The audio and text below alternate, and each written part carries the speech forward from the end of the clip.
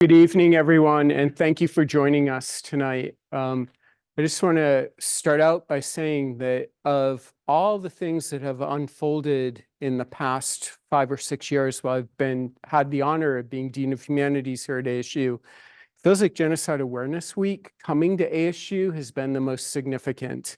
I love the fact that we have a model here for taking the best intellectual work that's going on and creating a space, not where scholars talk to each other. It's important to have those spaces, and we do have them, but where a community comes together to actually reflect upon some of the most important issues of our time. And we know now more than ever, this is an issue to consider, especially because, and I know several people in this room share the same feeling, that there has been many negative models for how to maybe talk past each other or sloganeer at each other or just not listen to each other. What we hope to do yet again, once again in Genocide Awareness Week and in the series of panels that we have is to stage opportunities for communities to attend each other, to learn from each other, and to move on with a greater knowledge of how the world works, what it's possible to do, with a greater sense of history and hopefully a greater sense of justice moving on. I want to start simply by thanking all of those who make Genocide Awareness Week possible, especially the Rosenbluth Family Charitable Foundation, without whom we wouldn't have the funding to do this. But I also would ask anyone who's on the Genocide Awareness Week advisory board or a board member to please raise your hand and otherwise signal. I hope we can give a round of applause to the board members. Genocide Awareness Week is a great deal of labor. I know it always goes so smoothly that sometimes that isn't apparent, but I can tell you from working with the people who make it happen, it is a huge amount of labor. I'm deeply appreciative of it. I know the community is deeply appreciative of it too. I want to especially thank Tim and Volker for all their hard work. Without the two of you, this just would not happen tonight. So thank you, both of you.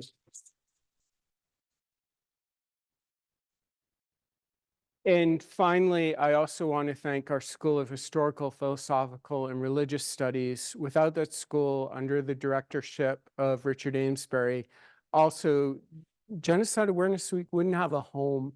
It has been fostered in Shippers in a way that has allowed it to grow and achieve all of its aims. So one more round of applause this time for Shippers and for Amesbury.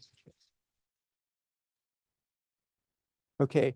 It's really just my job to simply thank and to welcome. For those of you who are new to our community, I hope that you have felt like you've been a member for the past couple of days and that you've been able to learn things and that you've seen modeled here, I think, a way of humane attending to each other that we don't always get. It can be kind of rare. And I hope that you'll continue to join us in the years ahead. So it's my pleasure now to welcome Ambassador O'Donnell, who will do the introduction to a speaker tonight who I had the great honor of having lunch with, and is an absolute wonderful person, and I know that everyone will enjoy this evening. So thank you. And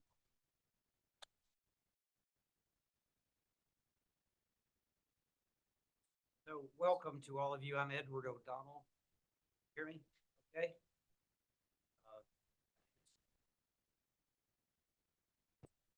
Good evening, Edward O'Donnell. I'm a retired U.S. ambassador, now a professor of practice at Arizona State University and the School of Politics Global Studies, and teach courses at Shippers School of Historical, Religious, Philosophical Studies. So I'm now a professor of practice, but did serve in the State Department. So I reached out to Ludovic Hood and also Jeff Sizemore, who's here and spoke earlier today. Jeff Sizemore is a civil servant, State Department. Ludo is a Foreign Service officer.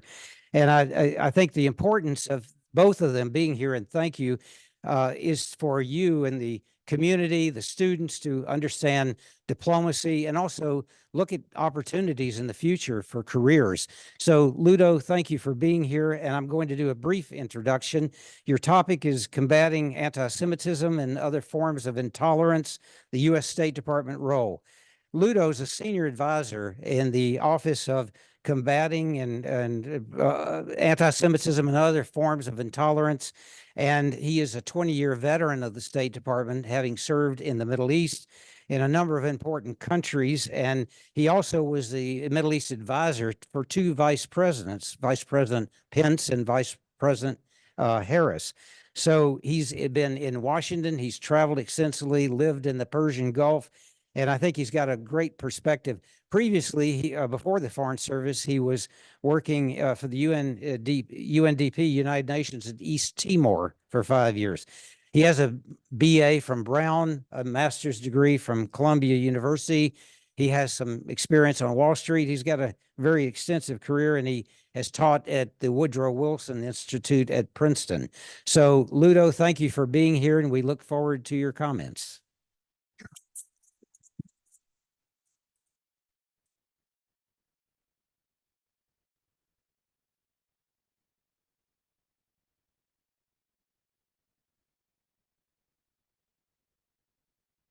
And I'm obviously so good at my job that I can't even get the year right on my slideshow. Thanks very much for the warm welcome, the kind words, Ambassador O'Donnell. I'm delighted to be here at the 10th annual GAW at ASU. We love our acronyms at the State Department, so I'm going to stick with them. Jeff can relate. I have to express my appreciation to you, Ed, for your persistence in engaging me in my office to ensure that we were represented here and provided with this invaluable platform. As Ed noted, I work for the State Department, the U.S. State Department. For those wondering about the accent, I do not work for His Majesty's government. Rather, I'm one of scores, if not hundreds, of immigrants and hyphenated Americans proudly working for Uncle Sam. I've got 20 years of experience at the State Department, including 3 overseas assignments in Kuwait, Bahrain, and Qatar. Spent half of the last 18 years living in that region, including with my wife who was working with my 2 daughters. I've also done an assignment in Paris, which was how I know at least one member of the audience. And even there, I was very much focused on Middle Eastern, particularly Iran affairs. And then all of my assignments in Washington have had a Middle East dimension, whether it's Iran policy or Lebanon policy. I flag that because later I do want to mention a little bit about the current conflict we're seeing play out in the Middle East and how it's impacting some political discourse in this country. As noted, I was in the White House for a couple of years. That deserves a lecture of its own, including the final year of the Trump administration. In spring 21, I left the White House and I switched gears, moving to what some people call the soft side, the human rights side of the House, joining the likes of Mr. Sizemore, my esteemed colleague, hiding in the back there, and where I specifically work in the Office of the Special Envoy to Monitor and Combat Antisemitism. How do I change the slides? They've ironed out all the kinks. Oh, all right, that's a new one.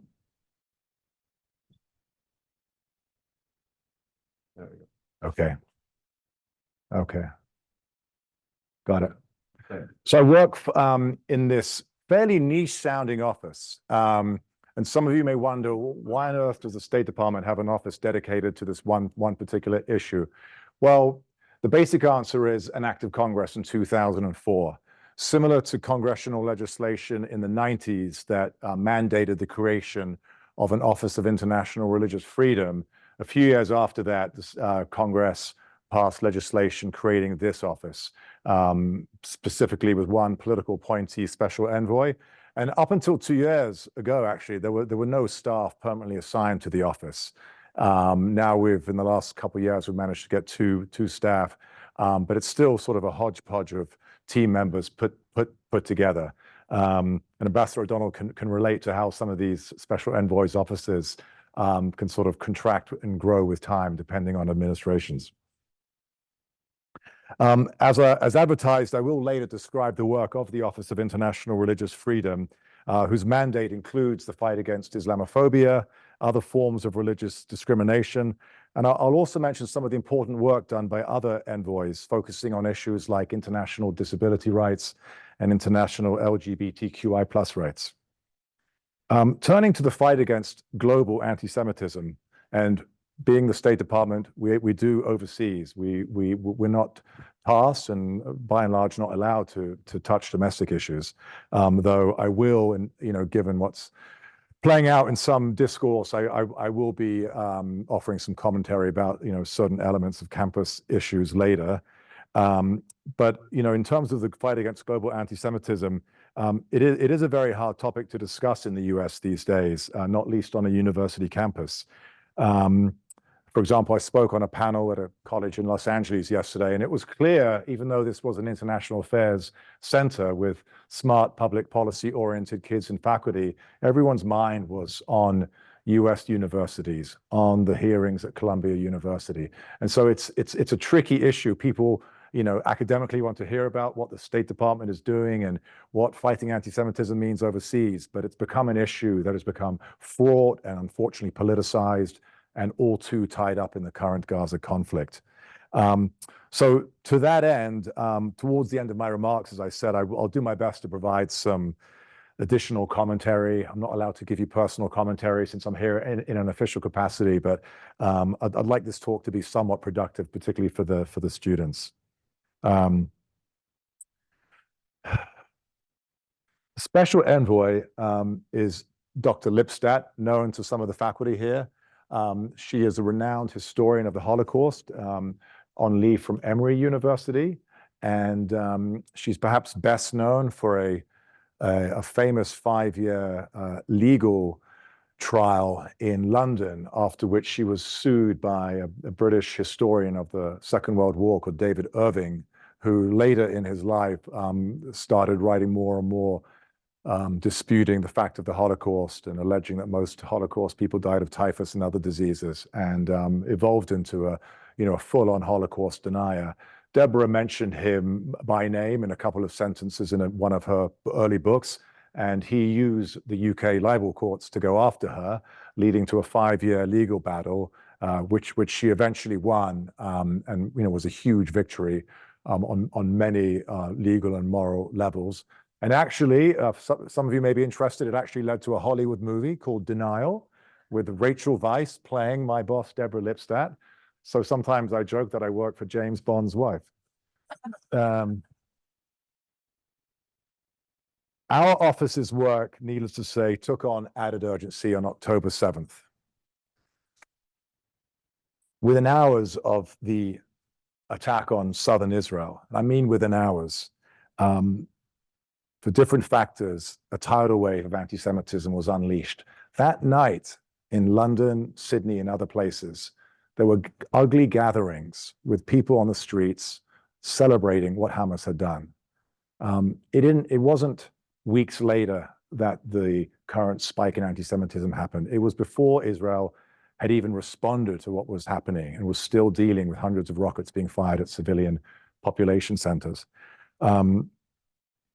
In the days and weeks following, particularly in Europe, but also in Canada and at times here in the States, numerous Jewish sites, synagogues, Holocaust memorials have been vandalized, have been attacked. There have been multiple attempted firebombings, arson attacks, Canada, parts of Europe. In much of Europe, and certainly in North America, there were more incidents in the 2 months following October 7th than in all of 2022. And as some of you have tracked, some political leaders, politicians, including in places as far afield as South Africa and South America, have used provocative and hateful language, invoking Adolf Hitler and the Nazis when talking about the tragic crisis playing out in Gaza. And all in all, I would argue the past 6 months have been devastating for Jews around the world, perhaps the most traumatic collective experience since the 1973 Yom Kippur War, if not the Holocaust. Widespread justification and celebration of Hamas's atrocities, accompanied perversely by shocking denialism of those atrocities, has shaken millions of Jews around the world, including many Americans. And we are witnessing a surge in anti-Semitic incidents around the world, forcing Jewish communities to be going through feelings of uncertainty, anxiety, and fear not felt in decades. Families in parts of Europe still think twice about sending their kids to school in some European cities and Canadian cities.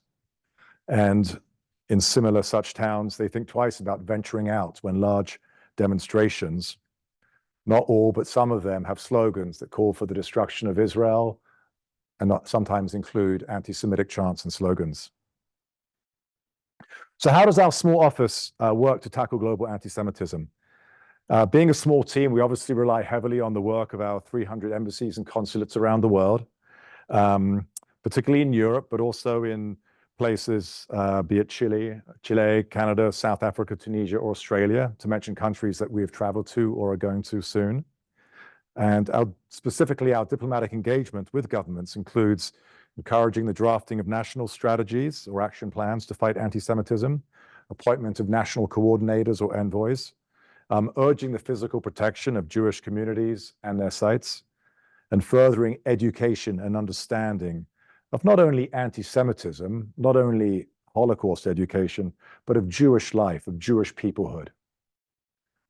In our travels to Europe, Latin America, and the Middle East in the last couple of years, we've also prioritized engaging with civil society, not just local Jewish communities, but students, youth groups, representatives of other religions, women's NGOs, and so forth.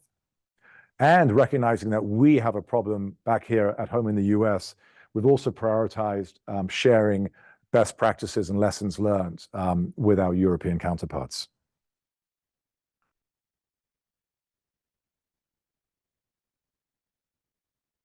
We, right now, are working with some of our counterparts on drafting what we're informally calling global guidelines to help inform countries as they put together national strategies or think about legislation and other efforts to deal with anti-Semitism.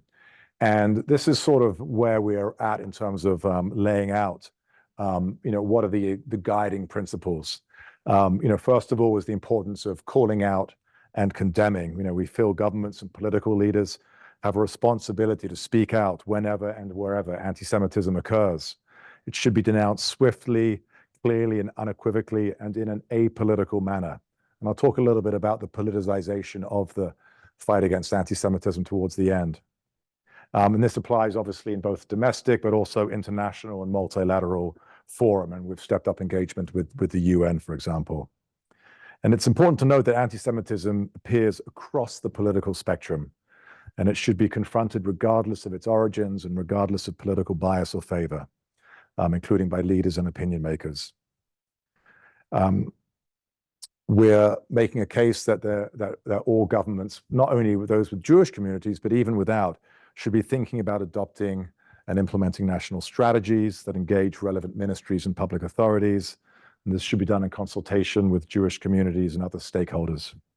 As I mentioned, we have a growing number of counterparts around the world, and we're urging countries that don't yet have national coordinators for combating anti-Semitism to do so. Ironically, we actually don't have a domestic coordinator ourselves in the US, and there's a big debate playing out about the pros and cons of having someone in the White House doing that. A lot of people think it's my boss, Dr. Lipstadt, but in fact, she is not allowed to touch domestic issues. But of course, we invariably get pulled into informal consultations at the interagency at the White House level. And we're also making a case that when European governments in particular do appoint national coordinators, they've got to be properly and adequately resourced. It's not enough just to appoint a retired so-and-so to be the national coordinator. If they don't have power or at least a staff, it can be all for naught. In a sort of in a somewhat flabbergasting way, defining anti-Semitism has become a political wedge issue, and it drives me to despair as someone who's not Jewish, who came to this file 3 years ago with good intentions, but to see how even just within the American Jewish community, there is this food fight about defining anti-Semitism. And it's all about this one particular definition called the International Holocaust Remembrance Alliance definition, which was a European-led effort over 20 years of consultations and polling. And it's a fairly innocuous definition, which we can talk about later if there's interest, but it's become unnecessarily controversial because while the definition itself is fairly innocuous and you could almost apply it to any religion or race, there are some concrete examples that the authors came up with, and a couple of them mention Israel, including the obvious example that Jews should not be held accountable for the actions and policies of the state of Israel's, decisions or actions in conflicts and so forth. It's a sort of an obvious thing, but for some people, it's become sensitive to even mention Israel. I think most reasonable people, when presented with an example of anti-Semitism, if they step back just for a second and reflect, will be able to recognize it, similar to the pornography example in that famous Supreme Court case. But one of the frustrating aspects of even the fight against anti-Semitism is that people want to spend more time complaining about the generally accepted definition than actually getting on with the fight against anti-Semitism. I've got a slide saved for later if anyone wants to go down that dark rabbit hole with me. Protection, obviously, I presume as is the case in Arizona and DC, every synagogue has multiple security and plainclothes and local law enforcement. It's just become a reality for Jewish communities across America. And this is the one country where Jews feel most safe. So obviously it's much worse in Europe, where soldiers guard most French and German synagogues and Jewish community centers these days. I mean, just for a second, think what that means. 3 generations after the Holocaust, the only way to ensure a synagogue or a Holocaust memorial isn't going to get attacked tomorrow is by having soldiers outside. That's not a particularly good reflection on the situation. Moving swiftly through this bureaucratically boring list, collect and enforce. Obviously, polling and gathering data on hate crimes is critical. It's something that I think that both the FBI and DOJ here, as well as state and city governments, New York City government in particular, are trying to do a lot more, to educate about hate crimes and to gather appropriate data. Education, as I'm sure Dr. Samuelson would argue, is perhaps the most important thing here. Not only about, most people immediately default to Holocaust education, but as I alluded earlier, teaching people who come from towns, cities, countries where there aren't big Jewish populations about Jewish peoplehood, Jewish identity, what it means to be Jewish in the 21st century in the context of 2,000 years of persecution and exile, Jewish contribution to society. All of that's just as important as the seemingly all too prevalent Holocaust education. In fact, I'll talk about this later, but the European Union coordinator, her title is the Coordinator for Combating Anti-Semitism and Furthering Jewish Life, which our office finds a great way of looking at the problem set. Just 2 last things. Obviously, social media, the information technology revolution of the last 20 years has been wonderful for mankind. It has allowed your students to cheat. I'm joking, but there's obviously a double-edged sword to social media and the rapid proliferation of information. It means disinformation, hateful, insightful content can fly at warp speed. And, more and more younger generations are sort of living in this virtual world and getting their information from social media platforms in sort of very simplistic and oftentimes dishonest ways. And it's becoming a real problem. And then obviously, sort of reverting back to a lot of what we do as US government types, multilateral collaboration, we're actually making surprising headway with the UN Secretariat for all of the problems that, might be associated with the UN, Israel, and anti-Semitism. There are people, including the Secretary General himself, with whom we're engaging this year on a possible action plan, for lack of a better term. But that's positive in the context of the UN over the last 80 years.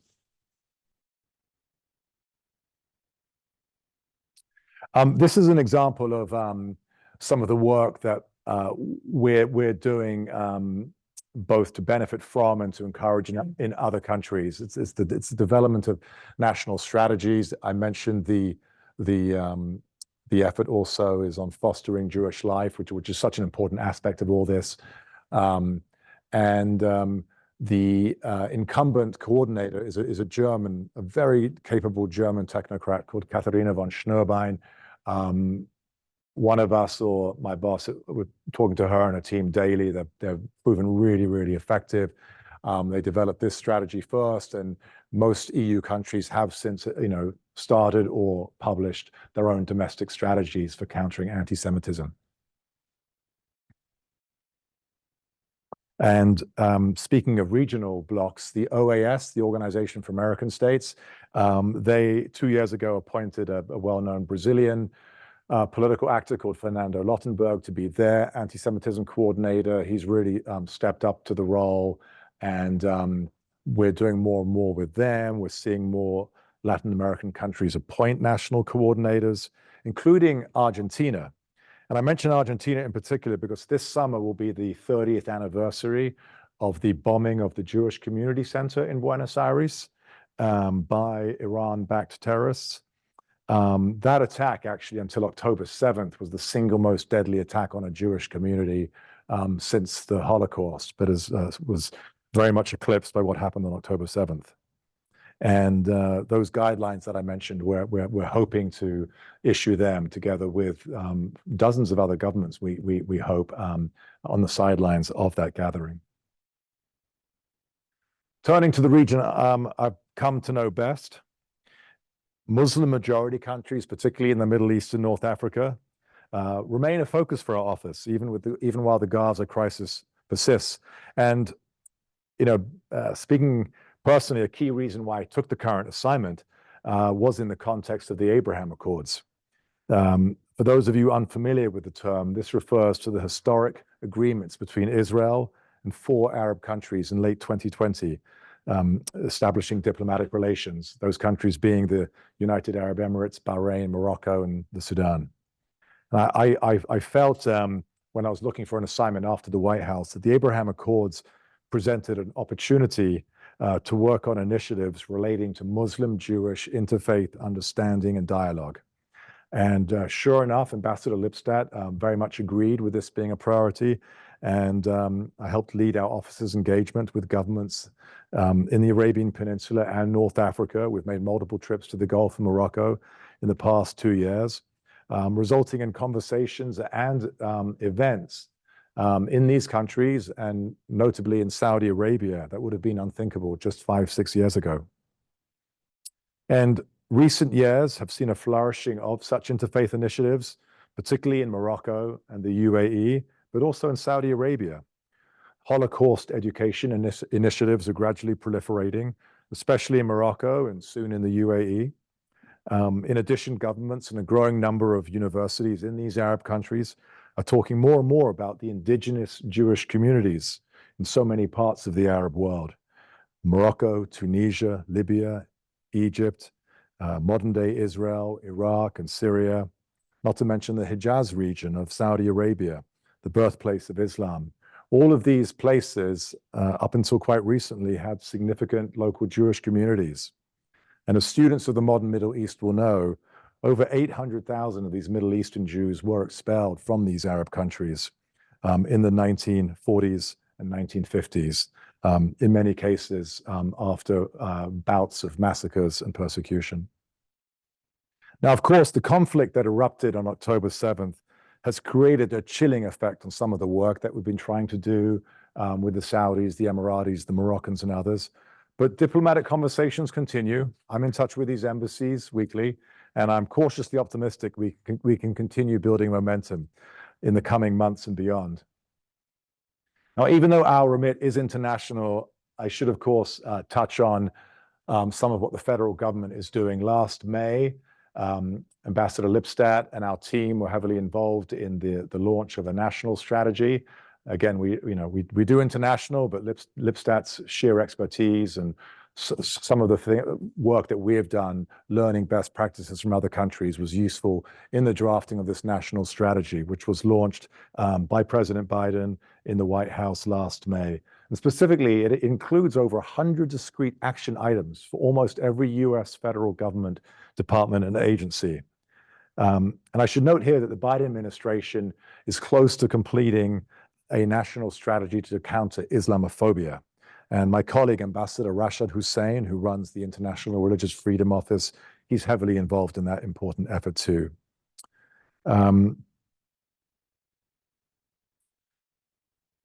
One of the key messages that we've been trying to get across, and some of you heard this in classrooms earlier today, is explaining how anti-Semitism is a multi-leveled, a multi-dimensional hazard, one that is arguably far broader than many people recognize. Anti-Semitism is not merely a threat to Jewish communities, although that alone warrants our unwavering commitment, but a dire threat to the very fabric of democracy itself. Those who subscribe to the dangerous myths of anti-Semitism, portraying Jews as controllers of finance, media, the government, undermine trust in the systems of our democracy, casting doubt upon its legitimacy. And therefore, it is important to identify and understand and confront anti-Semitism as an early warning sign of democratic regression. By denouncing anti-Semitic rhetoric and actions, we can thwart broader threats to democracy. And of course, anti-Semitism rarely starts unless there is already a flame of hate. However, one issue we face today is that bad actors in the international system, whether countries or people, recognize the potent weapon of anti-Semitism in corroding the foundations of democratic societies. When they add fuel to the fire by exploiting this age-old prejudice, they seek to sow discord and division domestically and on the global stage, posing a severe threat to national and international security, we would argue. Examples would include the Chinese government's seeming unleashing of anti-Semitic tropes and content on Chinese online platforms immediately after October 7th, as well as apparent Russian efforts to fan the flames of anti-Semitism in countries like France and elsewhere in recent months. And to understand how malign actors utilize anti-Semitism, we have to understand that anti-Semitism isn't confined to the fringes of society. It influences attitudes and behaviors across all segments of society, from boardrooms to classrooms. When anti-Semitism is tolerated or ignored, it undermines our values of morality, diversity, equality, and freedom. Anti-Semitism has demonstrated an insidious ability to evolve and adapt across historical periods and cultural landscapes. Its persistence makes it all the more imperative to address. Some of you may have seen last month this wonderful essay by Franklin Furr in The Atlantic, talking about the title was the End of the Golden Age of America's Jewry, I think. But this paragraph, I think, speaks for itself.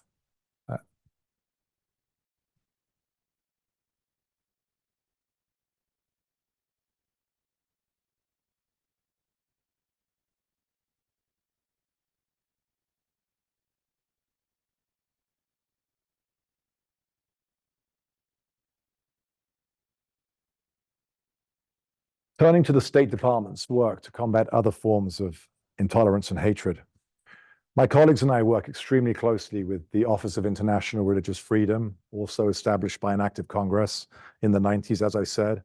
It's led by Ambassador Rashad Hussain, who has teamed up with my colleague, Dr. Lipstadt, on a number of occasions for initiatives, events internally, as well as symbolically potent joint visits to, for example, the Auschwitz concentration camp and the Bosnian town of Srebrenica, where Serb forces killed thousands of Muslim boys and men exactly 30 years ago. And one of the points of such joint endeavors is to show how the interconnected nature of many forms of hate and how societies need to avoid fighting intolerance in silos. The State Department is deeply concerned by the global increase in anti-Muslim hatred, as we term Islamophobia, including in the US. We've seen a global spike in acts of anti-Muslim violence in the aftermath of the October 7th attacks in Israel and the ongoing conflict in Gaza. Anti-Muslim hatred affects people worldwide, including members of minority Muslim communities in Muslim-majority countries. And today, governments, officials, and their supporters in countries, including notably the People's Republic of China and Burma, explicitly target their Muslim communities. This is widespread, well documented, and must cease. The State Department works with our closest allies and partners, including other governments, NGOs, and civil society, to show a united front in condemning and countering anti-Muslim hatred. These are amongst the priority lines of effort for our approximately 45 colleagues in our EARF, as we call it, office. Again, they are only as effective as our embassies and consulates around the world are. They rely on them like we do for gathering information about trends pertaining to the freedom of religion and belief. Some of you may be familiar with the US State Department annual human rights reports. We also have annual international religious freedom reports. The EARF office also relies on a designation, countries of particular concern, and countries that are on that list that has an impact on certain kinds of aid that we can and cannot provide, and can impact some of our diplomatic and even military engagement. And of course, you know, on these issues, there's huge cooperation with all kinds of religious actors, as well as the USERF, the United States Commission on International Religious Freedom, which is appointed by Congress, members appointed by both the Republican and Democratic parties. It's not part of the executive branch per se, but they have a very powerful voice, and they are countries around the world take their visits and their recommendations very seriously. As I mentioned, the White House is close to finalizing and hopefully soon issuing a national strategy to counter Islamophobia. It's been a very intensive consultative process. A lot of non-governmental actors and religious leaders are involved. Similar to our effort on the anti-Semitism side, they're pulling on some other countries' experiences fighting Islamophobia. And stay tuned for an announcement on that, not too far away, I hope. Briefly, and we can talk about this in detail if you want, but the Human Rights Bureau, DRL, which my colleague, Senior Advisor Jeff Sizemore in the back is one of the key people in. Within their purview lies a number of special envoys, representatives, advisors. For better or worse, these change and come and go depending on administrations. It's a whole nother conversation and line of questioning. But the Biden and Harris administration's areas of focus include a few that I'll show you now, particularly by highlighting who the incumbents are. We've got Jessica Stern, international LGBTQI+ rights, and Sara Mankara for international disability rights. And then my office shares a suite with Desiree, who's the Special Representative for Racial Equity and Justice. It's a new position created by Secretary Blinken. She actually was part of the visit to Srebrenica and Bosnia that the two other special envoys did last summer. And then finally, there's a long-standing position pertaining to international labor issues.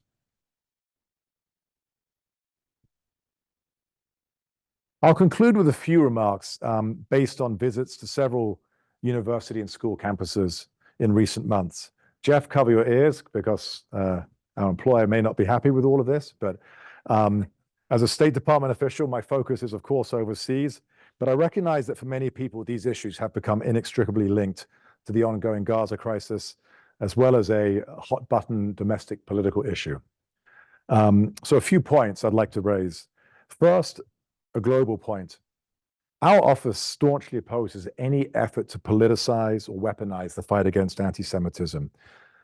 Ambassador Lipstadt and our team, we reinforce this in many of our diplomatic and media engagements, including here in the US. The fight against anti-Semitism is egregiously undermined when it is used as a political cudgel. And that applies in the US too.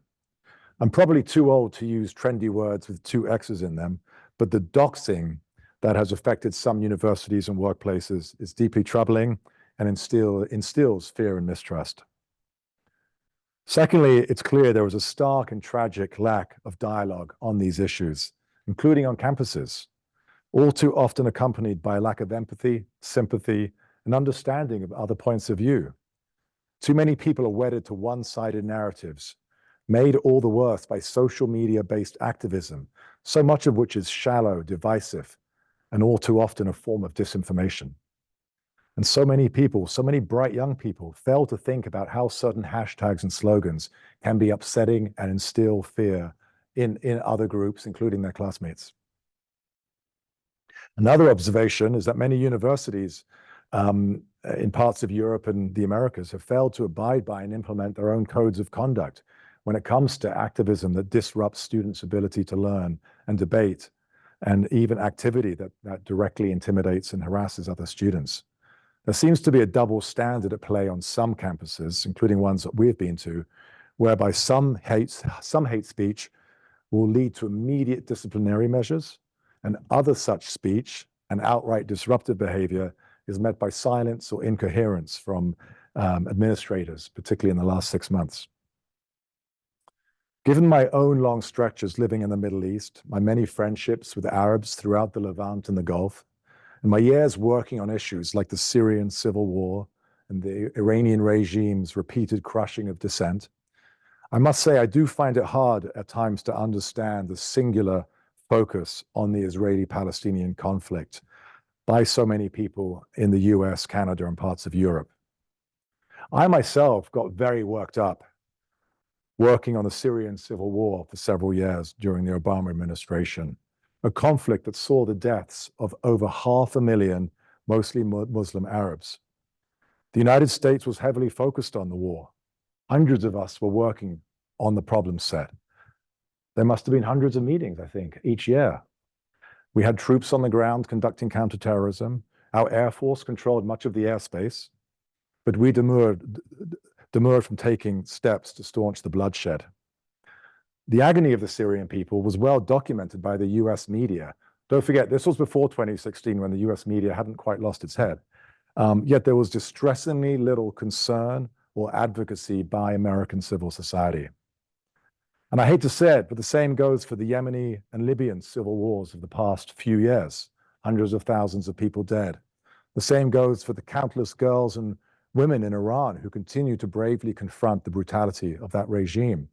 For the Afghan girls and women whose lives have been shattered by developments in the past couple of years, including what some people would characterize as our abandonment of them. For the Uyghurs in China, which the US government has designated formally a genocide. Perhaps most stunning of all to me right now, given the work I do and what I'm exposed to, the ongoing silence on campuses regarding this current civil war in Sudan, where thousands of people die every month, where the UN says 20 million people are actively starving right now, and on Monday reported that 700,000 Sudanese children will die this year unless the global community starts providing food and paying attention. Now, none of this is to diminish the immense suffering in Gaza. And President Biden and Secretary of State Blinken have been extremely outspoken about safeguarding civilian lives and improving aid flows in Gaza. And I'm sure you would all agree that they have talked about this one conflict more than any other conflict happening in the world or in their term. But the lack of curiosity, let alone activism, regarding these other tragic conflicts is, to me, striking. I also bluntly find it surprising that so many people fail to understand or speak about the clearly tyrannical and misogynistic ideologies that Hamas subscribes to, as well as its repugnant use of Palestinian people, men, women, and children, day in, day out, as human shields for their military activity. And the fact that it is Hamas, not Israel, that has rejected virtually all of the ceasefire agreements painstakingly negotiated by Egypt, Qatar, the US, and others in the past several weeks. Again, none of this is meant to explain away or excuse the Israeli government's conduct of the war. The Biden administration has been extremely critical in recent weeks, and justifiably so. Now, look, I'm not naive about how this one issue has, for various reasons, become wrapped up in some of the narratives and debates in this country, in the UK and elsewhere, regarding race and identity politics. I would just urge people to think twice about applying a US-centric framing to overseas conflicts and disputes, and to take time to learn about the roots of a dispute or a conflict before jumping on a bandwagon of activism. Now, I realize some of what I've just said may not sit comfortably with people, but it comes from my perspective, gleaned from the region's many real challenges, the region's life and death challenges that I have seen, living in the Middle East for much of the past 20 years, including during the so-called Arab Spring. And it comes from wanting to get at least a few people, hopefully students, thinking a bit more analytically and objectively about the current conflict and what it means for other peoples in their community, on their campuses, even in their families and the country as a whole. So thank you for bearing with me. I look forward to the questions.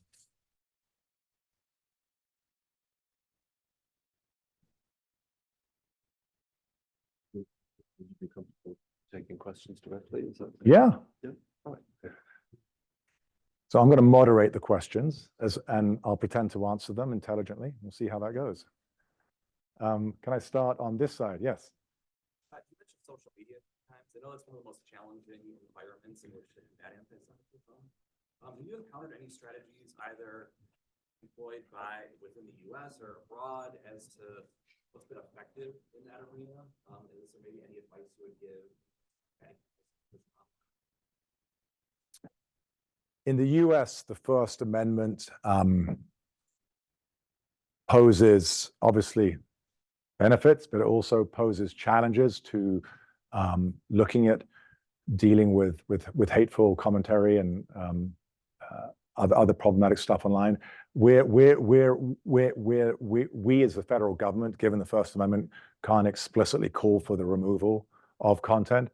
What we do is at the State Department level, we urge content providers, big tech, to abide by their own stated standards. These companies all have codes of conduct and standards, and purport to combat hateful, insightful rhetoric of all forms on their sites. But obviously, that's not happening. And maybe it's really hard to do so in a day of generative AI. But that's the best that we can do. We are looking at ways of engaging with these companies more to get them to do just that. I can't speak for European governments. They have many more tools and can go after even US-based companies to take down troubling stuff. But it's tricky given the Constitution. If you don't mind, would you mind repeating or just summarizing the questions, because people online might not be able to hear? I see. Briefly, that question was regarding, for those online, that question was regarding how to mitigate or fight online hatred. Over here in the back. I'm afraid it's you, yes.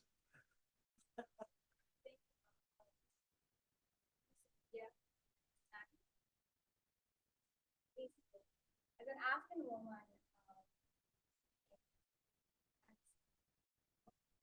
I want to know exactly what the U.S. wants to do with what's going on for African women in Afghanistan, and how long did it the U.S. want to do it? It's not that it's been like almost 3 years that the tragedy is going on in Afghanistan. I see no action, specifically from the U.S. Department.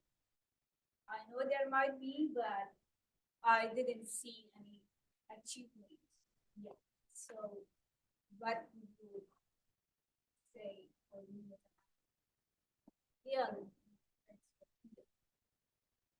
Thank you for your question. And I was stunned at lunchtime to hear about the program that brought you and 80 other of your classmates to ASU, an initiative of the president, I understand. And it's incredible. I don't work on South and Central Asian policy. I wish I had prepared better. My current remit is very much focused on anti-Semitism. My professional background is in the Middle East. I've never done any work on Afghanistan policy. I wish deep in my heart that I could provide you with answers, but it's not what I do at the State Department, and I don't have any. I printed out all the talking points for the Middle East, but I don't have any for Afghanistan, I'm afraid. Just to note that I think many of us in the U.S. government are acutely aware of the implications of the withdrawal of military and diplomatic presence from Afghanistan. We're acutely aware of what that has meant for millions of Afghan girls and women. It was fairly predictable where things might go. But I can't really say much beyond that. I'm here in an official capacity. I don't have the official answer, but rest assured, in my heart, and I know in Jeff's heart, there is, acute concern and sympathy. Well, my question is kind of that, but being more, what's yours? Taliban is one of the key or maybe many regimes around the world that is active. Also, I'm promoting violence and hatred against the religious minorities. Yes. Jewish, the last Jewish person left. All right. White. Yep. The Hindus, the Sikhs are the Hazaras of the Punjab. This question is related to your video. Thank you very much for the fine presentation. But what is the one action or mitigation strategy that the U.S. Department of State and your office has taken against the Taliban's atrocities, ongoing atrocities against their religious minorities and their promotion of anti-Semitism outside the borders of the country? And I'll tell you examples of this. Spread around from social media. And it's official by the Ministry of Foreign Affairs. And I quote, the pervasive position of Western governments, including the United States, and the human rights bodies vis-a-vis violation of human rights and transgression of humanitarian limits by the Zionist regime in Gaza has caused irreparable damage to their credibility, accusing you and your office and everybody else that works in the area. And then, which led Mr. Michael McCall, the chairman of U.S. House of Foreign Affairs Committee, that said indications that Taliban want to come to liberate Jerusalem. In their words, fight the Zionists. This was the words from the House Foreign Affairs Committee chairperson. What is that one mitigation strategy or action that your office has taken? Combat the Taliban or their ongoing hatred and bigotry against the religious minorities. Thank you. Again, I'm not an expert on Afghan policy. I'm not involved in that particular set of issues. You've found a very neat way to tie in my office's work. There are numerous governments, including several Muslim majority countries' governments who use exactly that kind of rhetoric day in, day out to talk about removing the Zionists from Jerusalem. This is a decades-old problem. There are different forms of extremism in Islam that for a generation we as a government after 9/11 tried to confront, including invading two countries and eventually pulling out of both, essentially. It's really hard to fight ideology, and there is, bluntly, there is only so much that the Americans can do, despite what people may hope or think. Most of it has to be fought at the local level. Yep. You, yeah, I know you.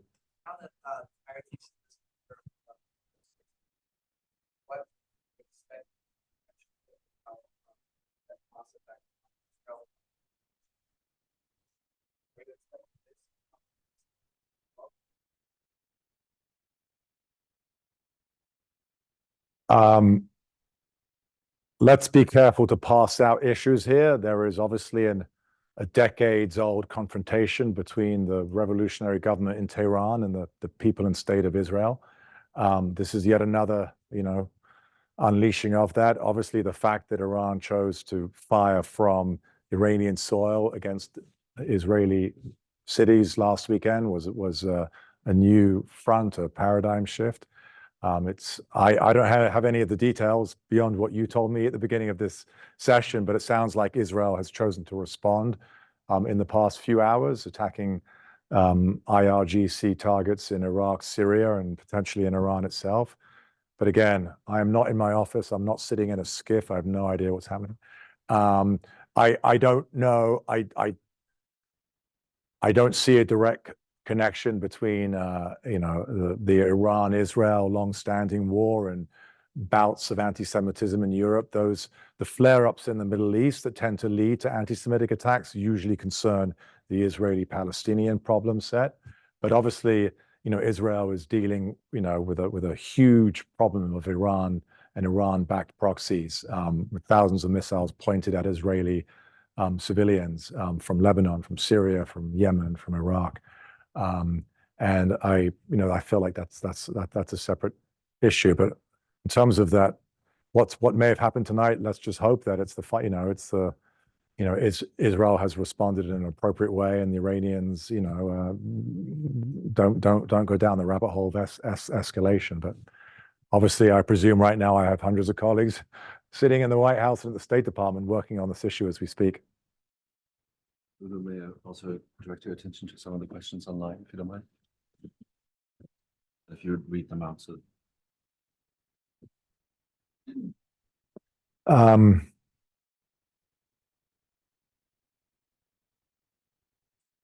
Someone said, "Thank you for addressing Sudan. We have dropped the ball yet again there. How can we get the media to cover it and get people to care?" Civil wars in Africa. Those of us over the age of 40, say, remember the acute attention paid to the famine in Ethiopia, which led to rock bands. And the UN is now saying that the starvation levels in Sudan could rival those starvation levels in Ethiopia, where, most of the country faced acute starvation. I don't know what it takes to get the US media and US influencers and others to focus on civil wars in Africa. I've got 25 years of UN and State Department experience. I'm aware of what's happening in so many parts of Africa, the Sahel, DR Congo, now the Sudan. Tens of millions of people face either, death by war or starvation, or other forms of sickness and illness this year and next year. No one seems to care. I don't have an answer for this particular one. Maybe the media will snap out of its whatever happened to it in 2016-ish, and we'll see more serious coverage of international relations again. Maybe it's to do with the kinds of people we elect to Congress and what they care about. But it takes all of us to decide who we vote for and what we want our officials to care about. Before I'll answer one more online. How much has Iran contributed to anti-Semitism? I mean, for us, this is such an obvious one that we don't even talk about it. The current Iranian government's ideology, calls for the eradication of the state of Israel. The supreme leader still has a Twitter account for some reason, and deploys anti-Semitic tropes all the time. We suspect that in some way, similar to China and Russia, as I mentioned, they probably use trolls and other people to fan the flames of anti-Semitism. Iran's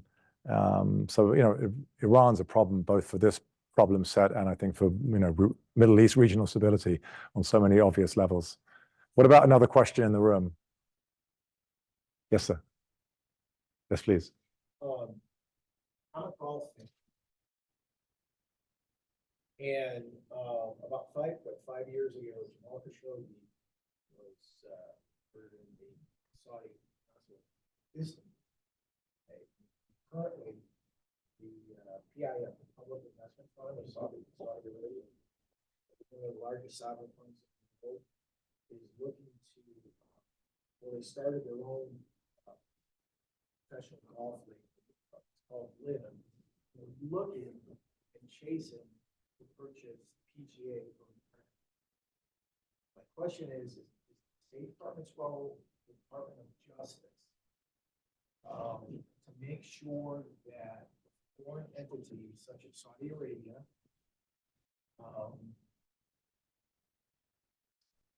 is not given a platform, a weekly platform on American television to quietly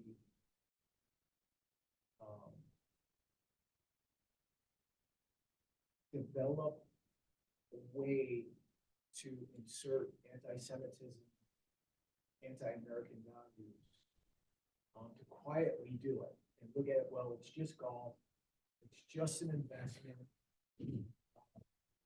So yeah, this is a well-known issue. The breakaway Gulf League funded by the Saudis. Look, I mean, there's foreign money in all sports, and particularly in Europe. You know, I think British soccer teams are now owned by Russians and Thais and Emiratis and Qataris. The list goes on and on. There are pros and cons to that. I think I forget which crappy English team took some Saudi money, and the fans loved it because now they can afford the best Italian strikers or whatever it is. I mean, so there's different sides to the argument. I hear what you're saying about the potential pernicious narratives that may or may not be able to be proliferated. I think you know, there's tons of Chinese and other money pumped into universities, probably this one too. There's been lots of chatter about that on Capitol Hill and in the media just in recent days, for example. I would argue that's far more dangerous necessarily than a professional golf league. We don't do that. We don't touch that. I know there are some people in our Human Rights Bureau who have, written some memos about what's called sports washing, I think it is.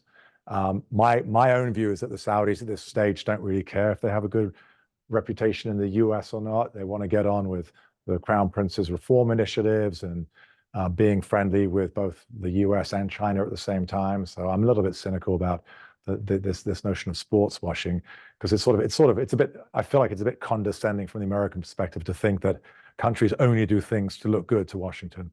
I find that kind of BS myself, a little bit egotistical, because they care about Beijing. They care about 1.4 billion consumers in India, for example, not just our tiny 350 million consumers, for example. But look, I know where the question's coming from. It's coming from many, good and right places, but it's not something that we don't do inward investment. We don't do sports, unfortunately. Yeah. Yes, ma'am. Given reality, the 2,000 years of anti-Semitism, given our current social media climate, stressors of the world right now, I noted that on the slide regarding the EU school, it looked like, they used the phrase radically anti-Semitism to have a date 2030. Oh, golly. Yeah. Sounds lovely, based on what I know. It's not going to happen. Right. So I'm curious, what is a reasonable goal, and what does success look like? Next. Great question. I'm a psychologist. Yeah. No, and we in the State Department, the work that we do is so hard to quantify, and we're always trying to come up with every 2 years on average, we try and invent a new system of, recording results-based management, goal-driven outcomes, and we fail every time, and no one seems to care because the work we do is really, really hard, and there are so many variables, and there's conflicts erupt in a quarter of the countries of the world every year. Elections happen, things change. It's hard.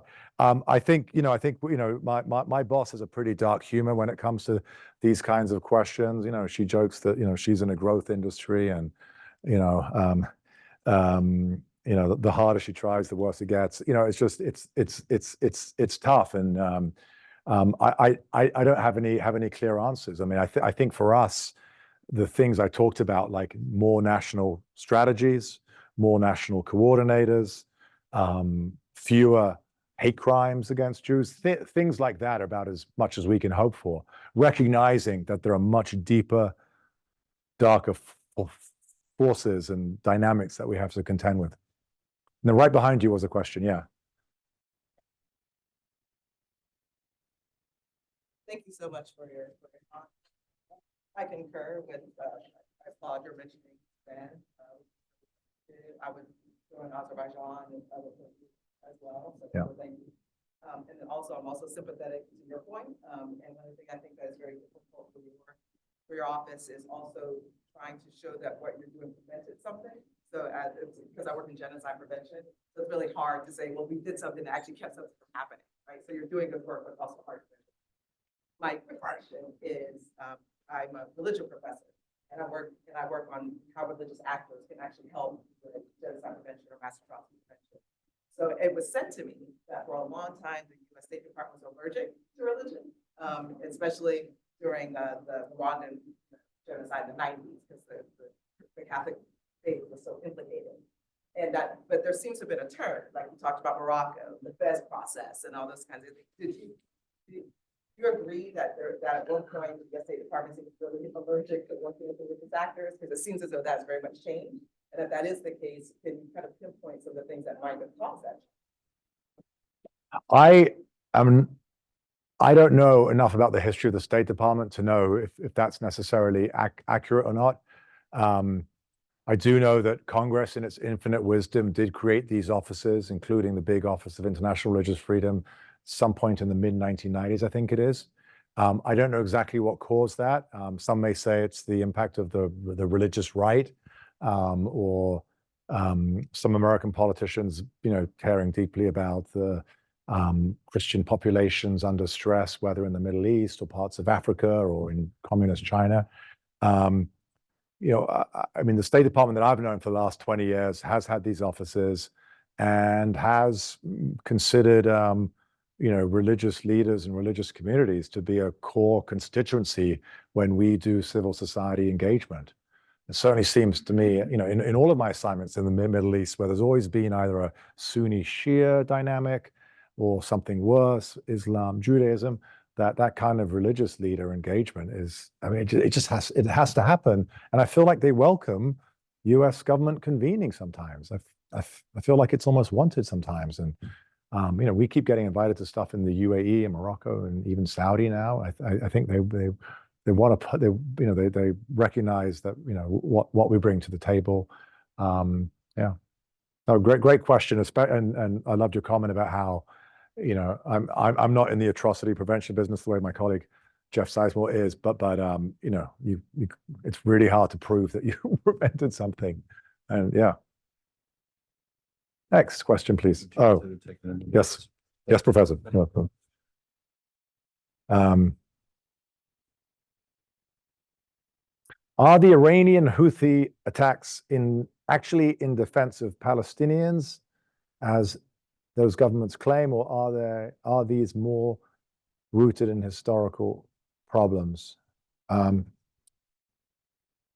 I mean, I feel fairly strongly, based on my own time and my own scholarship, research, I should say, that Arab governments and the Iranian governments have simply manipulated and exploited the Palestinian question for their own goals, with scant regard for the actual Palestinian people themselves. I just feel that deep down, and I think I would argue that after the Arab Spring, I think a growing number of Arab societies, started. The Arab Spring, I would argue, those multiple sets of revolutions and uprisings show that, many Arab people were far more concerned with their own terrible governments or terrible governance than they were with the Palestinian question. But of course, it remains a potently sensitive and an important issue for most Arab governments. But I don't, there are some people here in the US who think it's the only issue that all Arabs care about. I think many of them care about what's happening in their own countries. Don't forget Yemen, Libya, Syria remain failed countries with half their populations displaced from their homes, hundreds of thousands of people dead in both Yemen and Libya, with very little international attention. Next question in the room. Yes, young man. So I know it's difficult with US allies, but so our NATO ally Turkey, how do we deal with their support for, like, say, the Azeri dictatorship when they are committing atrocities in, like, Artsakh of the native Armenians? And what is the US government's stance on what's going on in Azerbaijan and Artsakh? So unlike with the Afghan question, with this issue, I was even warned by Ambassador O'Donnell that it might come up, and I still failed to do my homework. I failed to get the press guidance. I might look to my colleague, but I won't subject him to that. I don't cover the Caucasus. I've done a lot of Turkey-related policy work. I nearly went to Turkey with my colleague, Dr. Lipstadt, in October, but we decided to obviously postpone with the outbreak of the war in Gaza. I don't have enough background or know what the U.S. policy position is. I can pretend to talk about a lot of things, but that one, absolutely not. Sorry. Yes, sir. And maybe I can transition to anti-Semitism, because Erdogan recently, I think it was pretty recently, came out and now claimed that the coup attempt against him was actually organized by Trumbo Zionists, which Erdogan, I know, has this weird thing where he inches toward various forms of extremism, realizes he's going too far, he kicks back a little bit, then goes out and gets the waters again, and so forth. So again, as he said, Turkey is a NATO ally, especially important right now, given Ukraine and so closing control of the straits and everything like that, and I understand all of that.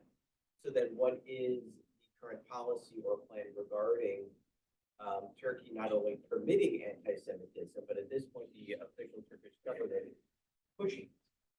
So that seems relatively new at this level. Well, I wouldn't say it's new. It's been, as you alluded to before, there's the current government sort of seems to have this modulating position on some of these issues. It escalates the rhetoric, then brings it down. In September, barely 2 weeks before the Hamas attack, I was with my boss, with Erdogan and 30 members of the American Jewish community, sitting in Turkey House in New York. Bibi Netanyahu had spent 2 hours with Erdogan in the same room the day before. So, back then there was some reason to be, and as I said, we were getting ready to do a visit to Turkey to meet with Jewish communities in 3 cities and to have pretty blunt talks with the government. But obviously a lot changed on October 7th.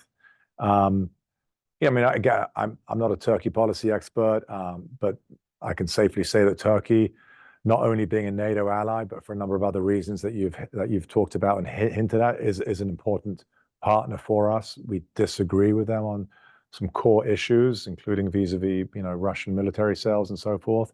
My office has called them out, including specific things that Erdogan has said. I know we have at least 1 or 2 tweets in the last 2.5 years, directly condemning things that he has said as being anti-Semitic. So it's an issue we're fully aware of. We're also in touch with the Jewish community in Turkey, which is still thriving, and with numerous cultural heritage sites that fortunately the Turkish government does continue to protect, including against what have been repeated attempts by Iranian-backed bad actors to go after Jews in Turkey, and the Turkish government has actually foiled almost all of those. So it's a tough issue. His rhetoric does cross the line frequently, and as with any other foreign leader, we stand ready to condemn it. Okay. Yes.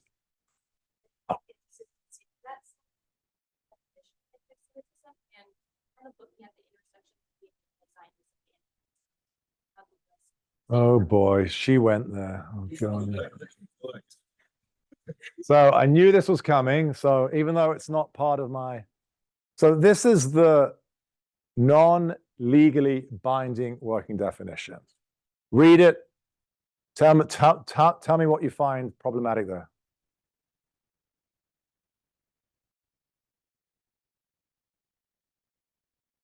Or maybe replace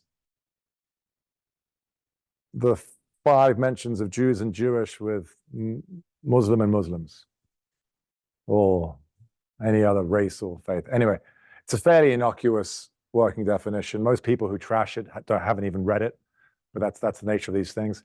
Now, I didn't include what comes under it as footnotes on the IRA website. They provide what they call illustrative examples that may or may not illuminate certain forms of anti-Semitism, depending on the context. Now I sound like an Ivy League president, but those examples were forged out of 15 years of research and polling of Jewish communities and their lived experience in European countries, and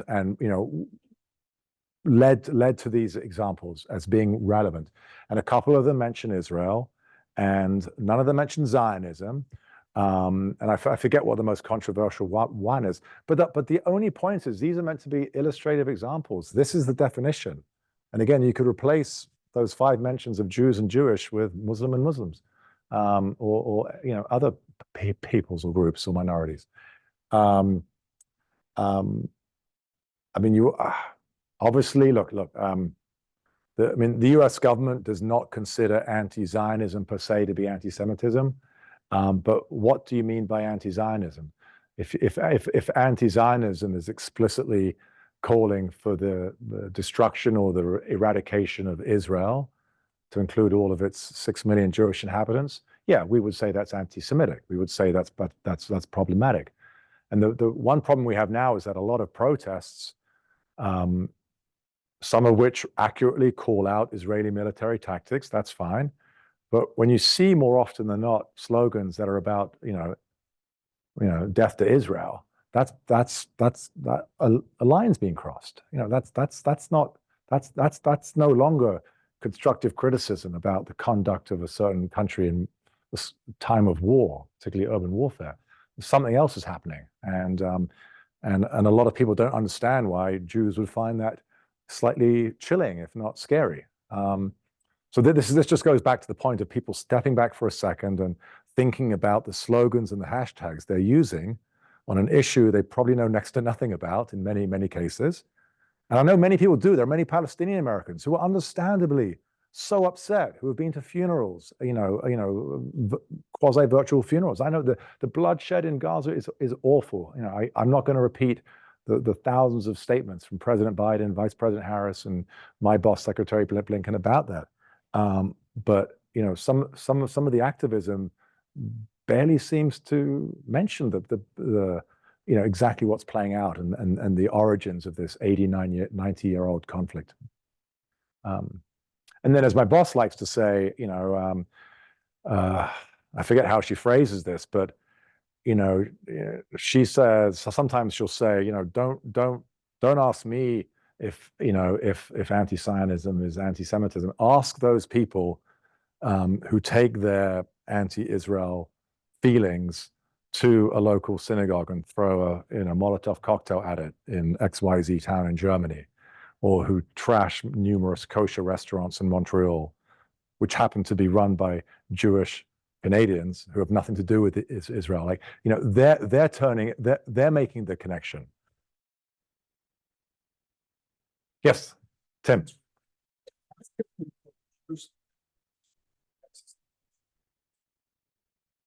But I was so much better informed a year ago. So there are 2 other definitions. I'm sort of getting them confused. The nexus definition, I believe, was specifically meant for the American political context and doesn't actually have any, if you read it carefully, it's designed for a certain kind of American political context and doesn't have any bearing on international anti-Semitism. The Jerusalem Declaration has some fine material in it. I think a lot of objective people have concerns with some of the signatories. I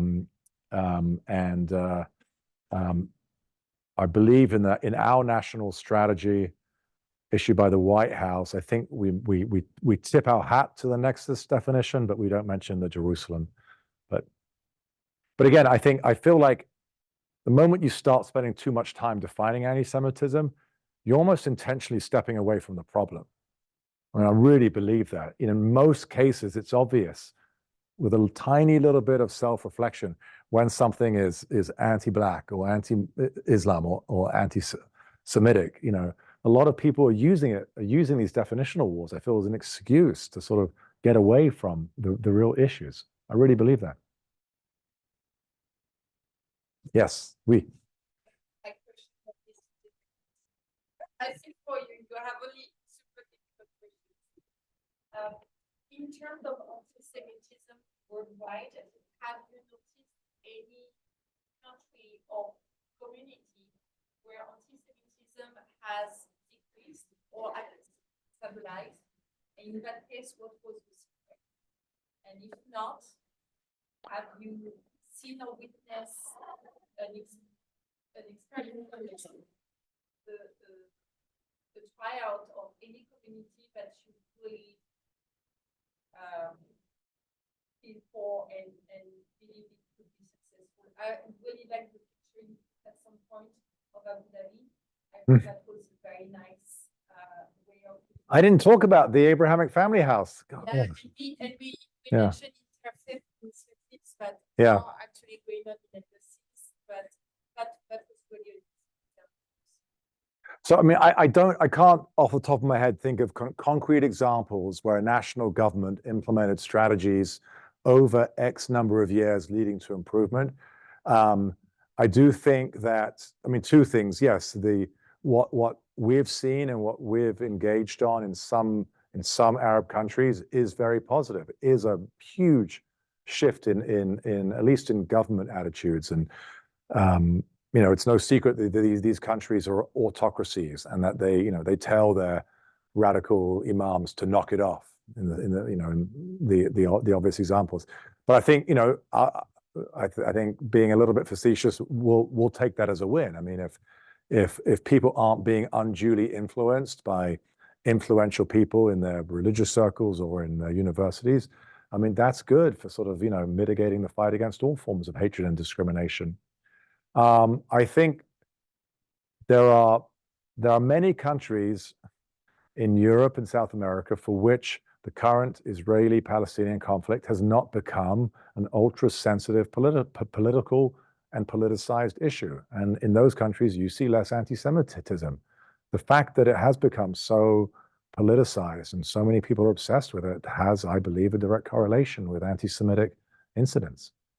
So I don't know, something, this is very much a personal observation, but there's something in English-speaking countries where we're facing the most sort of disturbing statistics: Australia, Canada, the US, the UK.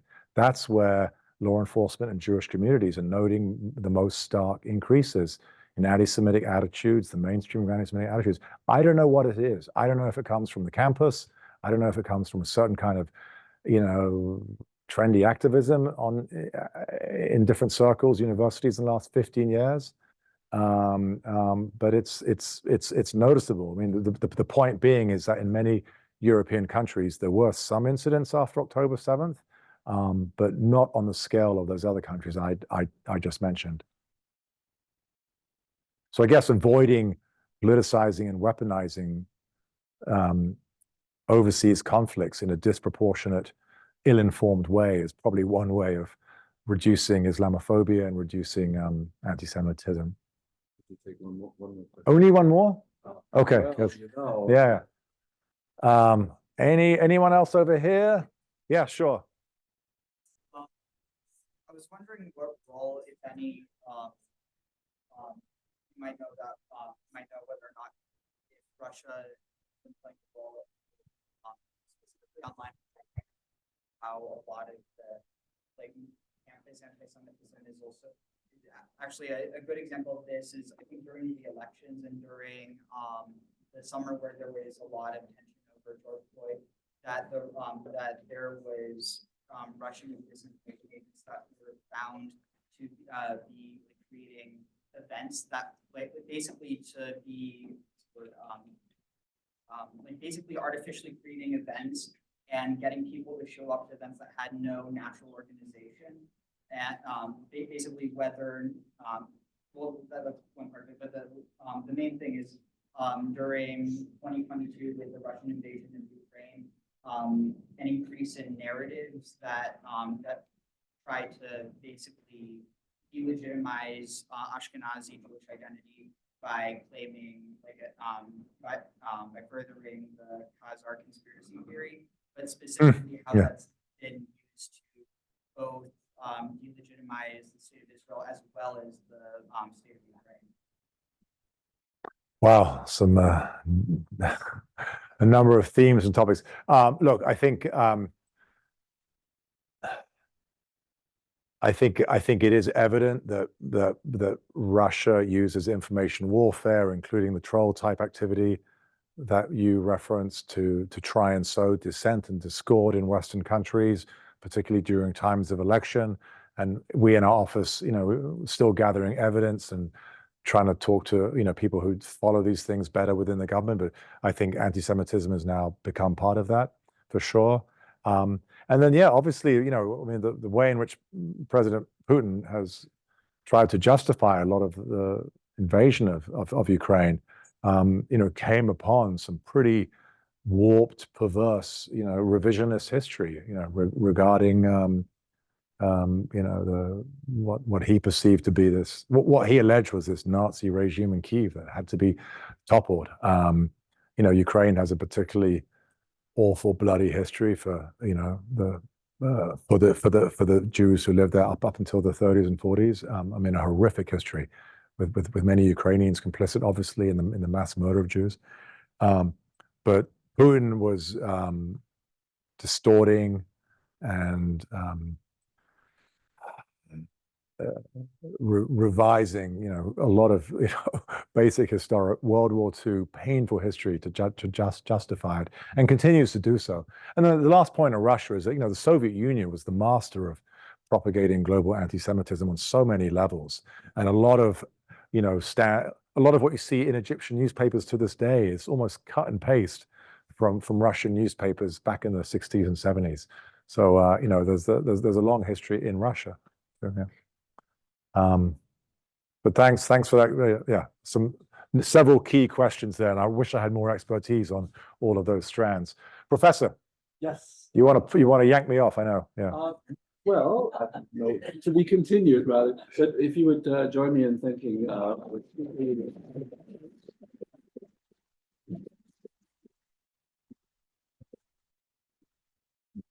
Let me also take a moment to thank our Dean Cohen, Ambassador O'Donnell, the Director of Shippers, Richard Amesbury, the Director of Jewish Studies, Howard Samuelson, who are here and who have been incredible support for Genocide Awareness Week.